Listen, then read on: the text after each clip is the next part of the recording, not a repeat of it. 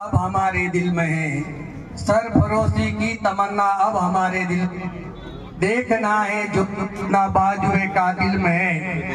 वक्त आने दे बता देंगे आसमां, वक्त आने दे बता देंगे आसमां, हम अभी से क्या बताएं कि हम दिल में क्या है। शहीद परवेज काटात के इस भव्य समारोह के अंदर तस्वीर फरमा मंच पे हमारे लाडले विधायक सुदर्शन सिंह साहब, महासभा के अध्यक्ष साहब, प्रोफेसर साहब और सम्मानित मंच, कौम के पधारे हुए बुजुर्गों, नौजवान साथियों, माए बहनों और मेरे देश के भविष्य युवाओं और युवतियां, अस्सलाम वालेकुम रहमतुल्लाहि व बरकातहू। आप लोगों को ये तो अच्छी तरह से मालूम है कि एक शहीद क्या होता है। आज अगर हम यहाँ शांति से बैठे हुए और ये मीटिंग कर रहे हैं या जो भी प्रोग्राम कर रहे हैं या रात को 8 घंटे 10 घंटे नींद लेते हैं, तो वो नींद लेना सिर्फ इस सैनिकों की कुर्बानी की वजह से संभव है। अगर ये सैनिक ऑर्डर के ऊपर खड़े नहीं होंगे तो हम लोग यहाँ पे किसी भी हालत के अंदर सुकून की नींद नहीं जी सकते हैं। अभी आप लोगों ने देखा कि रूस और यूक्रेन की लड़ाई चल रही थी। रूस ने जब जबरदस्त बम्बारमेंट किया तो यूक्रेन से 65 लाख लोग निकल करके साइडों में चले गए, दूसरी जगह चले गए, क्योंकि रूस की सेना मजबूत थी, यूक्रेन की थोड़ी कमजोर थी। तो हमारी भारतीय सेना को मजबूत करना हमारी सरकार की भी जिम्मेदारी है और हमारी भी जिम्मेदारी है और हमारे हर नागरिक की जिम्मेदारी है कि भारतीय सेना को हम मजबूत करें। अगर भारतीय सेना मजबूत रहेगी तो हम हर काम यहाँ बड़े आराम के और सुकून के साथ में कर सकते हैं, बाकी किसी भी प्रकार से हम नहीं कर सकते। जब एक सैनिक जंग के मैदान में होता है और वो जंग लड़ता है तो उसके जंग को उस समय दुनिया देखती है।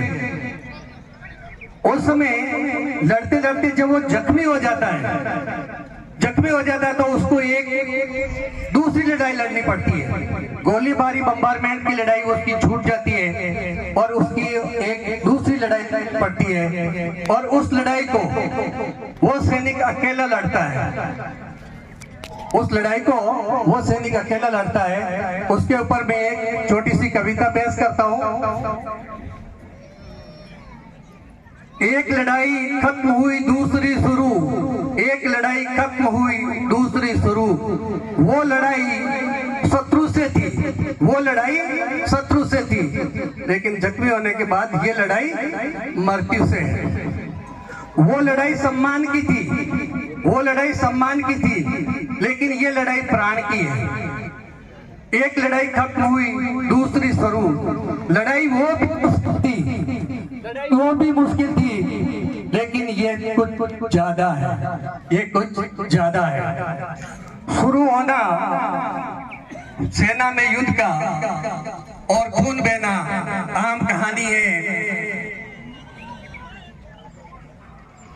सेना में जब लड़ाई होती है और खून बहने लगता है तो उसका साथी जो होता है वही उसको उठा करके साथ में ले जाता है। जैसे कि अभी गीत के अंदर इन्होंने बताया था लेखराज जी ने कि जो खून गिरा पर्वत पे वो खून था हिंदुस्तानी। तो जब वो खून गिरता है तो उस समय उसको उठाने के लिए उसके परिवार के कोई नहीं आते, उसके परिवार का वही सदस्य होता है जो उसके साथ में खड़ा होता है। ना वो हिंदू होता है, ना वो मुसलमान होता है, ना वो सिख होता है, ना वो ईसाई होता। उस समय वो सिर्फ एक ही होता है, वो भारतीय होता है और वो जंग लड़ करके और उस जवान को अपने एक सुरक्षित जगह के ऊपर लेकर के जाता है। विश्वास हमेशा रहता था हर युद्ध जीत कर आऊंगा, विश्वास हमेशा रहता था हर युद्ध जीत कर आऊंगा, पर आज लग रहा है शायद ये युद्ध मैं नहीं जीत पाऊंगा, क्योंकि वो गोली लग चुकी होती है। जब तक तंदुरुस्त होता है आदमी तब तक क्या करता है कि दुश्मन के साथ में भिड़ने के लिए वो बिल्कुल तैयार रहता है, लेकिन जब उसके गोली लग जाती है तो वो असहाय हो जाता है, बेसहारा हो जाता है, बंदूक नहीं चला पाता।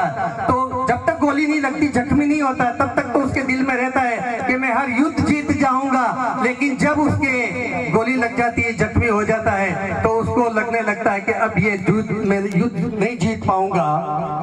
आज मुझे यह कह रहा है जब जंग के अंदर मैं अपने साथी को कहता था कि युद्ध के लिए तुम आगे बढ़ो, प्रहार करो, युद्ध के लिए तुम आगे बढ़ो, प्रहार करो। लेकिन जब गोली लग गई तो वही साथी कह रहा है, भाई थोड़ा इंतजार करो, भाई थोड़ा इंतजार करो। इंतजार किसका?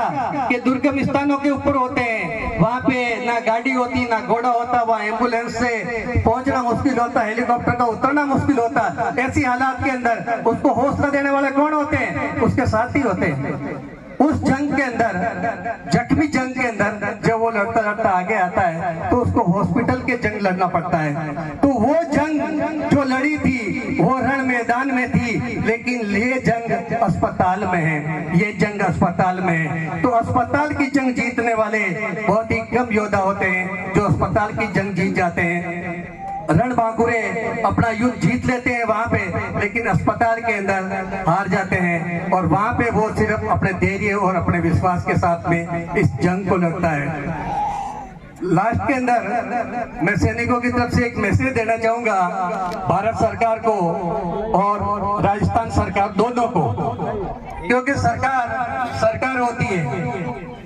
हमारे को सैनिकों को ऐसा होता है कि ना तो हमारी सरकार है, ना तो हमारी सरकार है, ना हमारा कोई रौब, ना ही हमारा कोई नेता है, ना ही हमारा कोई खौफ।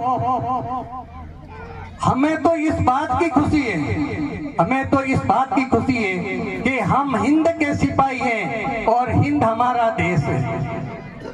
अब मैं कहना यह चाह रहा हूँ हमारे विधायक साहब के मार्फत